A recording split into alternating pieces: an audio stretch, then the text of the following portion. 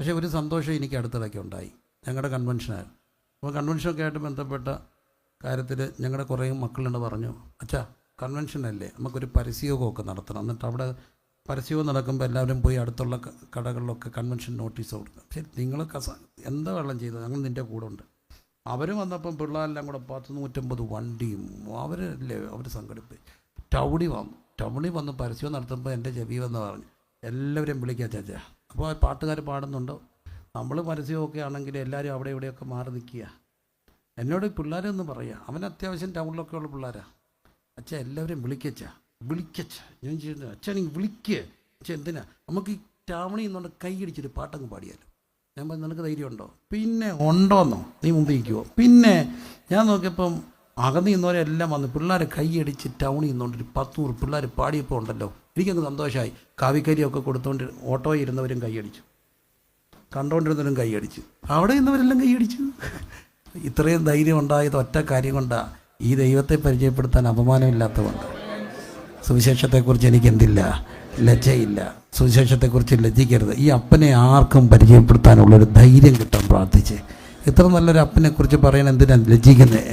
ഈ ദൈവം എൻ്റെ പിതാവ്, അതിൻ്റെ പേരാ സുവിശേഷവേല. അതിൻ്റെ പേരാ സുവിശേഷവേല. അപ്പനെ പരിചയപ്പെടുത്തുക ലോകത്തിന്. ഇവിടെ ഇരിക്കുന്ന മക്കളോട് ഞാൻ പറയട്ടെ, ലോകത്തിലെ ഏറ്റവും വലിയ ഭാഗ്യം എന്ന് പറയുന്നത് സുവിശേഷവേലയാണ്. അതിപ്പരം ഒരു ഭാഗ്യമില്ല. കുറച്ച് പേര് രക്ഷിക്കപ്പെടുകയൊക്കെ ചെയ്ത് കുറച്ച് പേര് സ്നാനപ്പെടാനൊക്കെ തീരുമാനിച്ചാണ്ടല്ലോ, അന്ന് കിടന്നുറങ്ങിയ ഒരു സ്വപ്നവും കാണത്തില്ല, സുഖമായിട്ടുറങ്ങും. എന്തോ മനസന്തോഷമാണെന്നറിയുക. എല്ലാവരും പറയും സുവിശേഷവേല കഷ്ടതയാ, പ്രയാസം, മുറിവാന്നൊക്കെ പറയും. അതൊക്കെ അവിടെ നിന്നോട്ട്. മുറിവുകളെക്കാട്ടിലും കൂടുതൽ കിട്ടിയിട്ടുള്ളത് സ്നേഹ. 1-2 പേരൊക്കെ ആയിരിക്കാം മുറിച്ചത്, ആയിരങ്ങളില്ലേ പ്രാർത്ഥിക്കുന്നത്. സുവിശേഷവേല ഭയങ്കര സന്തോഷമുള്ളൊരു കാര്യമാണ്. ഇവിടെയും പ്രതിഫലം, നിത്യതയിലും പ്രതിഫലം. അപ്പൻ്റെ വേല ചെയ്യുക. എൻ്റെ മുമ്പിൽ ഇരിക്കുന്ന എല്ലാ മക്കളോടും ഞാൻ പറയട്ടെ, ലോകത്തിലെ ഏറ്റവും വലിയ ഭാഗ്യം കർത്താവിൻ്റെ വേല ചെയ്യുക. കർത്താവിൻ്റെ വേല ചെയ്യുക. കർത്താവിൻ്റെ വേല ചെയ്യുന്ന പോലൊരു ഭാഗ്യം ഈ ലോകത്തില്ല. ഈ അപ്പനെക്കുറിച്ച് പറയുക. അപ്പനെക്കുറിച്ച് പറയുന്നത് ചെറിയ കാര്യമാണോ? അല്ല. ഒരവസരം കിട്ടിയ എല്ലാവരോടും യേശുവിനെക്കുറിച്ച് പറയണം. യേശുവിനെക്കുറിച്ച് പറയാൻ വലിയ അറിവൊന്നും വേണ്ട കേട്ടോ, ഒറ്റ അറിവ് മതി. കർത്താവ് നമ്മുടെ പാപങ്ങളെ രക്ഷിക്കാൻ, പാപികളെ രക്ഷിക്കാൻ ഭൂമിയിലേക്ക് വന്നുവെന്നും അവൻ എൻ്റെ അപ്പനാണെന്നും ഒറ്റ കാര്യം പറയാൻ അറിയാമോ? പറയാൻ അറിയാമെങ്കിൽ ബാക്കി കർത്താവ് പറഞ്ഞോളും. കർത്താവ് പറയും, നിൻ്റെ വായെ നീ തുറക്ക, ഞാൻ അതിനെ എന്തു ചെയ്യും? നിറയ്ക്കും. എല്ലാവരും പറഞ്ഞേ, വായെ തുറക്ക, ഞാൻ അതിനെ എന്തു ചെയ്യും? നിറയ്ക്കും. ഉറക്കെ പറഞ്ഞേ, വായെ തുറക്ക, ഞാൻ അതിനെ എന്തു ചെയ്യും? നിറയ്ക്കും. വായെ തുറക്ക. ഇന്ന് ആ വർഗ്ഗങ്ങളൊക്കെ കുറഞ്ഞുകൊണ്ടിരിക്കുക. എങ്കിലും ഞങ്ങളുടെ സഭയിലൊരു അമ്മച്ചി ഉണ്ടായിരുന്നു. വളരെ ഒരു പാവം പിടിച്ച ഒരു പശ്ചാത്തലത്തിൻ്റെ ഒരു ഇതര മതപശ്ചാത്തലത്തിൽ നിന്ന് രക്ഷിക്കപ്പെട്ട അമ്മച്ചിയാണ്. അമ്മച്ചി ഓരോ വീട്ടിലും പോയിട്ട് അടുക്കള ജോലി ചെയ്താൽ ജീവിക്കുക. പക്ഷേ 2-3 വീടുകളിലെ അടുക്കളപ്പണി ഒരു ഉച്ച കഴിയുമ്പോഴത്തേനും തീർത്ത് ആറ്റിപ്പോയി കുളിച്ച് സന്ധ്യ ആകുമ്പോഴത്തേനും അമ്മച്ചി ഒരു 4 മണിയൊക്കെ ആകുമ്പോൾ റോഡിലിറങ്ങും. ഓരോ മുക്കിലും വേദവസം പിടിച്ചുകൊണ്ട് നിന്നിട്ട് ഒരു പാട്ട് പാടി സാക്ഷ്യം പറയും. അത്രയൊക്കെ ഉള്ളൂ. അമ്മച്ചി മരിക്കാറായി. നല്ല പ്രായത്തിലാണ് മരിക്കുക. അപ്പോൾ അക്രൈസ്തവരായ അമ്മച്ചിയുടെ മക്കൾ എന്നെ വിളിച്ചു, പക്ഷേ അമ്മച്ചി മരിക്കാറായി. ഞങ്ങളവിടെ ചെന്നു.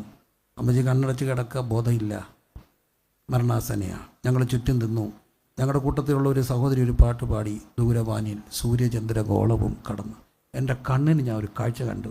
അമ്മച്ചി കണ്ണ് തുറന്നു, ചിരിച്ചു. എനിക്ക് മനസ്സിലായി എന്തോ കണ്ടുകൊണ്ട് ചിരിക്കുക.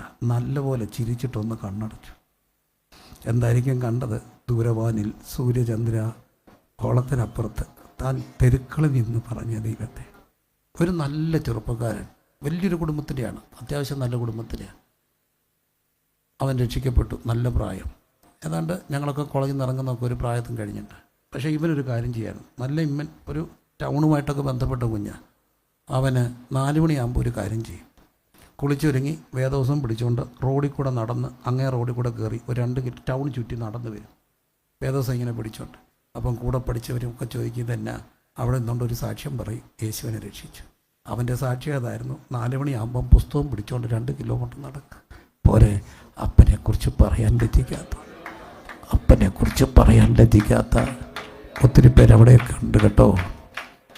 കർത്താവേ, എൻ്റെ ലജ്ജ മാറ്റണമെന്ന് രാത്രി പറയുന്നവരെല്ലാം സ്തോത്രം ചെയ്ത് പ്രാർത്ഥിച്ചേ. എനിക്ക് അപ്പനെക്കുറിച്ച് പറയാനുള്ള ലജ്ജ മാറ്റണം. അങ്ങനെ ആഗ്രഹിക്കുന്നവരെല്ലാം കരവുയർത്തി. ഏത് പ്രായത്തിലാണെങ്കിലും നമ്മളീ പുസ്തകമൊക്കെ പൊതിഞ്ഞ് കെട്ടി നടക്കുകയല്ലേ. ആ കുഞ്ഞിങ്ങനെ പുസ്തകം പിടിച്ചുകൊണ്ട് നടക്കുക. ഞാൻ മനസ്സിലാക്കി അവൻ്റെ സാക്ഷി അതാ. ടൗണിൽ കൂടി ഇങ്ങനെ പുസ്തകം പിടിച്ചുകൊണ്ട് പോകുക. കൂട്ടുകാരൊക്കെ ചോദിക്കുമ്പോൾ യേശുവിനെ രക്ഷിച്ചെന്ന് പറയും. പറയണ്ടേ? പറയണം. അവനെ കൈക്കൊള്ളണം. അവൻ്റെ സാക്ഷികളായി മാറണം. അപ്പൻ്റെ സാക്ഷ്യം പറയണം.